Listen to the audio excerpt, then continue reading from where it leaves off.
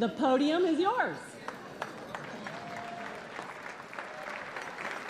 The president, often criticized for his caution, is now doing things his own way. He's cut a climate deal with China. He's issued an immigration order. We'll see how far he can take it.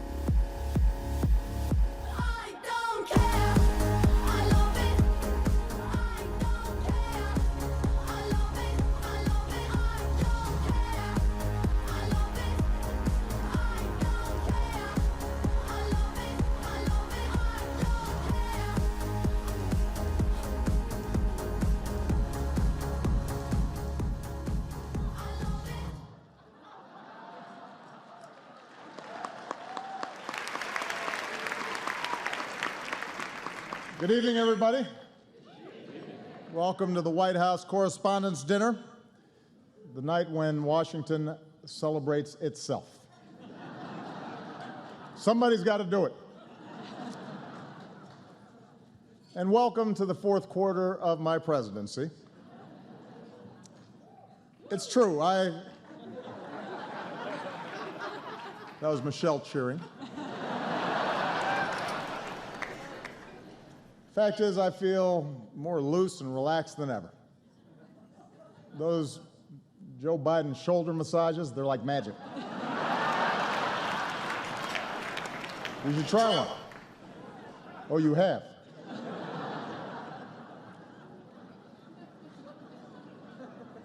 I am determined to make the most of every moment I have left.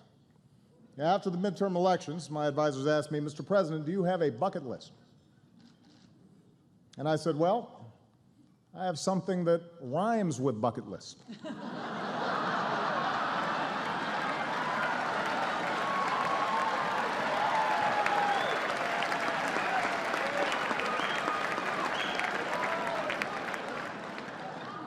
Take executive action on immigration?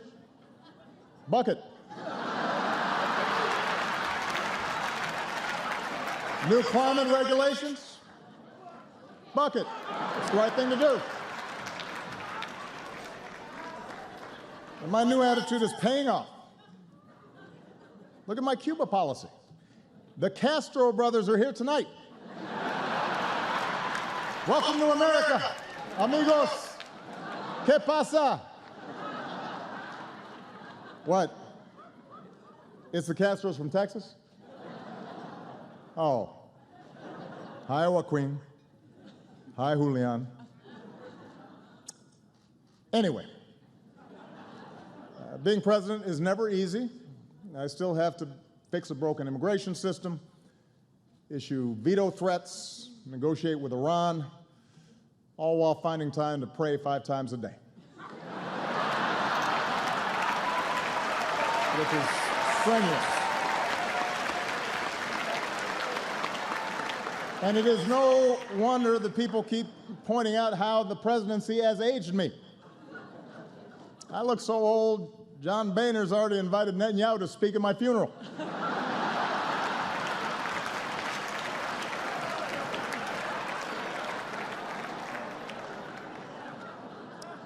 Meanwhile, Michelle hasn't aged a day.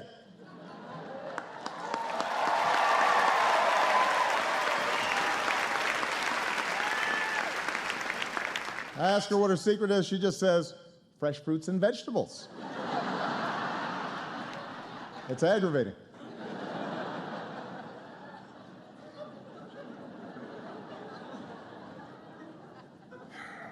Fact is, though, at this point, my legacy is finally beginning to take shape. The economy is getting better. 9 in 10 Americans now have health coverage. Today, thanks to Obamacare, you no longer have to worry about losing your insurance if you lose your job. You're welcome, Senate Democrats.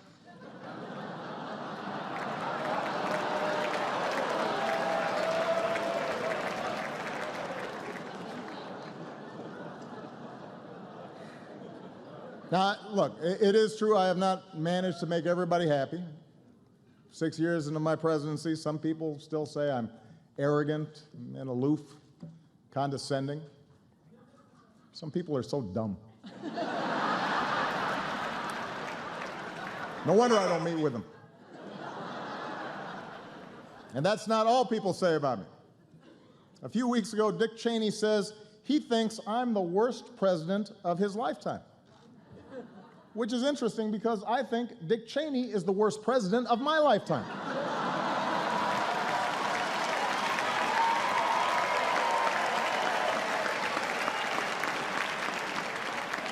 Quite a coincidence. I mean, everybody's got something to say these days. Mike Huckabee recently said, people shouldn't join our military until a true conservative is elected president. Think about that. It was so outrageous, 47 Ayatollahs wrote us a letter trying to explain to Huckabee how our system works.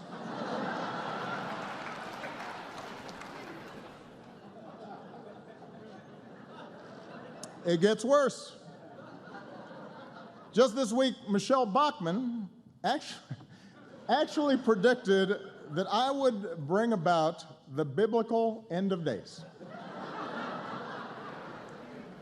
Now that's a legacy. That's big. I mean, Lincoln, Washington, they didn't do that.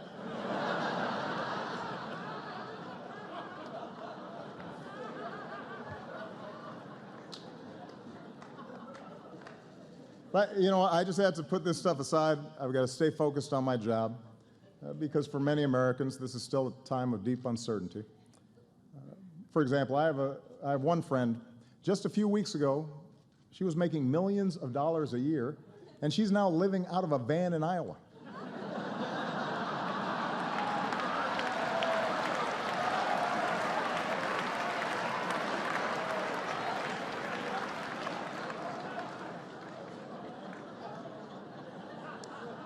Meanwhile, back here in our nation's capital, we're always dealing with new challenges. I'm happy to report that the Secret Service, thanks to some excellent reporting by White House correspondents, they're really focusing on some of the issues that have come up, and they finally figured out a foolproof way to keep people off my lawn. There it is.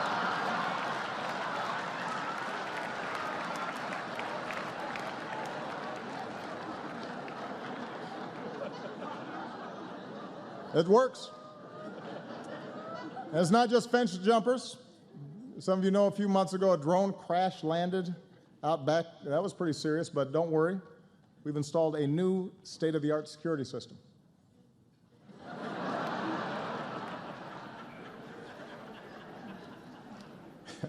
You know what? Let me set the record straight. I tease Joe sometimes, but he has been at my side for 7 years. I love that man. He's not just a great vice president, he is a great friend. We've gotten so close in some places in Indiana, they won't serve us pizza anymore.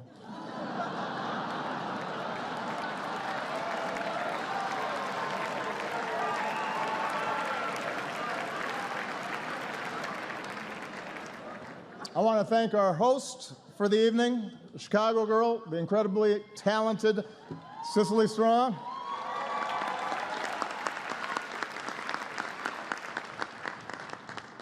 On Saturday Night Live, Cicely impersonates CNN anchor Brooke Baldwin, which is surprising because usually the only people impersonating journalists on CNN are journalists on CNN.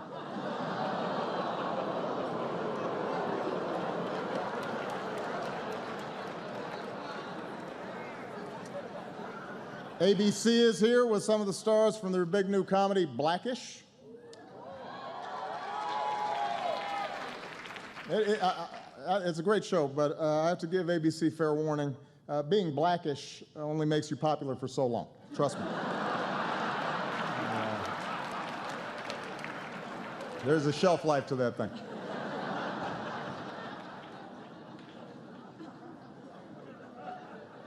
As always, the reporters here had a lot to cover over the last year. Here on the East Coast, one big story was the brutal winter.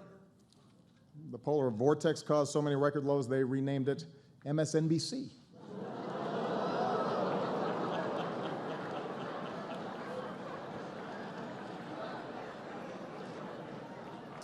But of course, let's face it, there is one issue on every reporter's minds, and that is 2016. Already we've seen some missteps. It turns out Jeb Bush identified himself as Hispanic back in 2009. Which, you know what, look, I understand. It's an innocent mistake. Reminds me of when I identified myself as American back in 1961.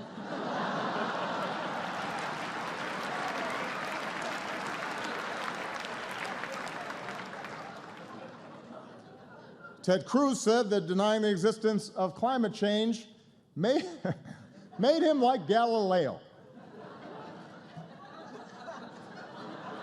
Now, that's not really an apt comparison. Galileo believed the Earth revolves around the sun. Ted Cruz believes the Earth revolves around Ted Cruz.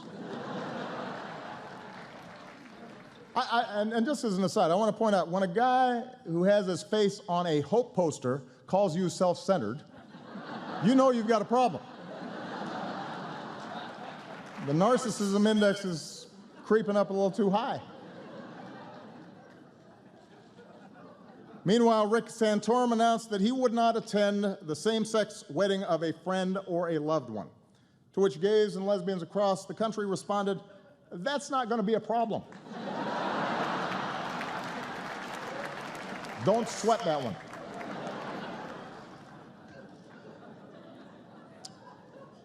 And Donald Trump is here. Still.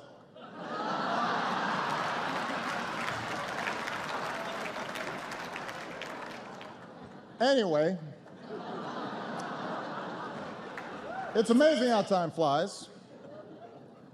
Soon the first presidential contest will take place, and I, for one, cannot wait to see who the Koch brothers pick.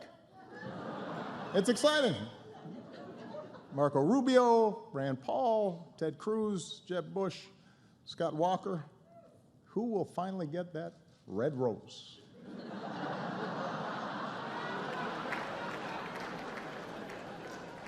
The winner gets a $1 billion war chest. The runner-up gets to be the Bachelor on the next season of The Bachelor. I mean, seriously, $1 billion from just two guys. Is it just me, or does that feel a little excessive? I mean, it's almost insulting to the candidates. The Koch brothers think they need to spend $1 billion to get folks to like one of these people. It's got to hurt their feelings a little bit. And look, I know I've raised a lot of money too, but in all fairness, my middle name is Hussein. What's their excuse?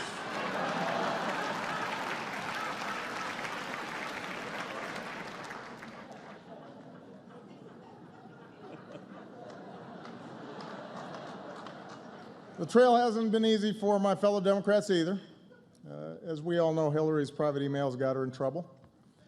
Frankly, I thought it was going to be her private Instagram account that was going to cause her bigger problems.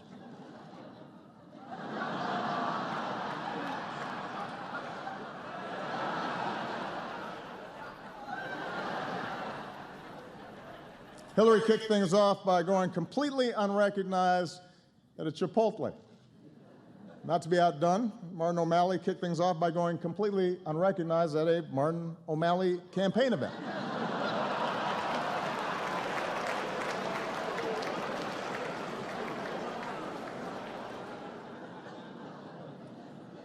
And Bernie Sanders might run. I like Bernie. Bernie's an interesting guy. Apparently, some folks really want to see a pot-smoking socialist in the White House. We could get a third Obama term after all. Could happen.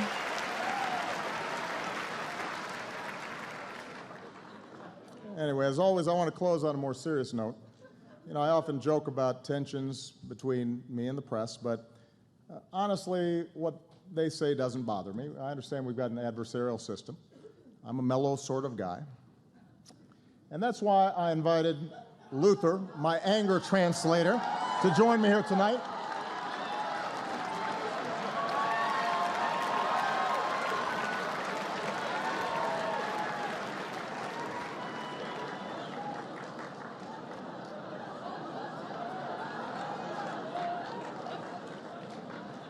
Hold on to your lily white butts. In our fast-changing world, traditions like the White House Correspondents' dinner are important. I mean, really? What is this dinner? And why am I required to come to it? Jeb Bush, do you really want to do this? Because despite our differences, we count on the press to shed light on the most important issues of the day. And we can count on Fox News to terrify old white people with some nonsense. Sharia law is coming to Cleveland, run for the damn hills. Y'all's ridiculous. We won't always see eye to eye. Oh, and CNN, thank you so much for the wall-to-wall Ebola coverage. For 2 whole weeks, we were one step away from the Walking Dead. And then you all got up and just moved on to the next thing. That was awesome. Oh, and by the way, just if you haven't noticed, you don't have Ebola. But I still deeply appreciate the work that you do. Y'all remember when I had that big old hole in the bottom of the Gulf of Mexico, and then I plugged it? Remember that? Which Obama's Katrina was that one? Was that 19, or was it 20, because I can't remember. Protecting our democracy is more important than ever. For example, the Supreme Court ruled that the donor who gave Ted Cruz $6 million was just exercising free speech. Yeah, it's the kind of speech like this. I just wasted $6 million. And it's not just Republicans. Hillary will have to raise huge sums of money, too. Oh, yeah. She gonna get that money. She gonna get all the money. Khaleesi is coming to Westeros.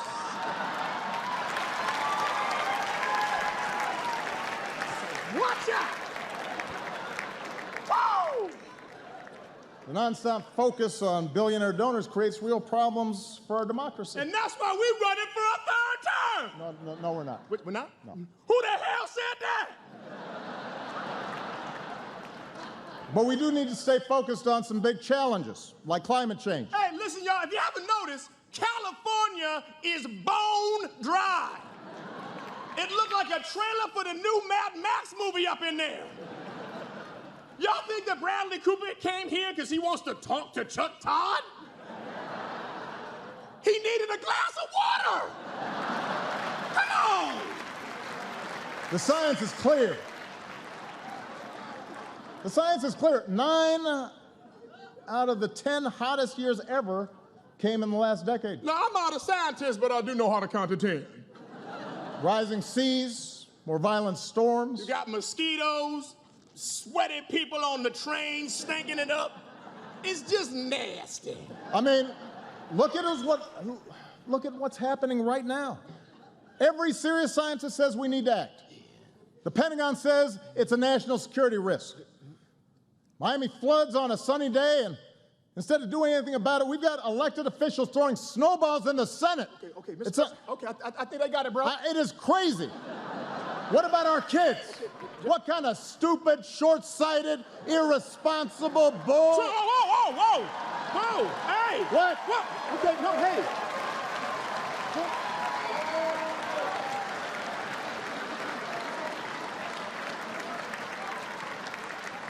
What? All due respect, sir, you don't need an anger translator. You need counseling. So now I'm out of here, man. I ain't trying to get into all this. Go.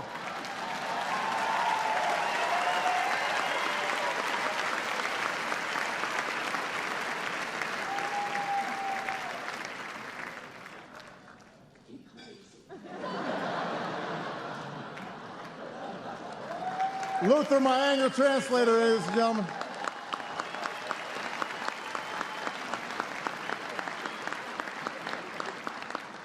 Now that I got that off my chest. You know, investigative journalism, explanatory journalism, journalism that exposes corruption and injustice and gives voice to the different and the marginalized, the voiceless. That's power. It's a privilege. It's as important to America's trajectory, to our values, our ideals, than anything that we could do in elected office. We remember journalists we lost over the past year. Journalists like Stephen Sotloff and James Foley, murdered for nothing more than trying to shine a light into some of the world's darkest corners.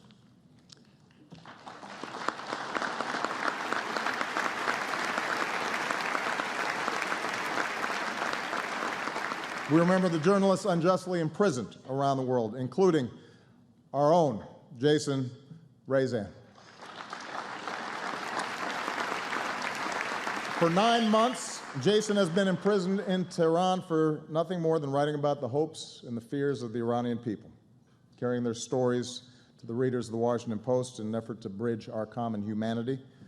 As was already mentioned, Jason's brother Ali is here tonight, and I have told him personally we will not rest until we bring him home to his family, safe and sound.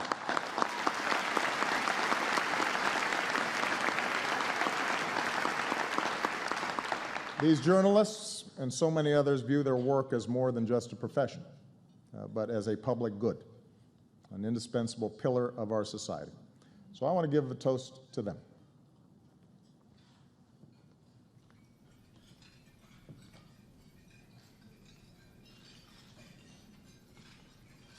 I raise a glass to them and to all of you with the words of the American foreign correspondent Dorothy Thompson. It is not the fact of liberty, but the way in which liberty is exercised that ultimately determines whether liberty itself survives. Thank you for your devotion to exercising our liberty and to telling our American story. God bless you. God bless the United States of America.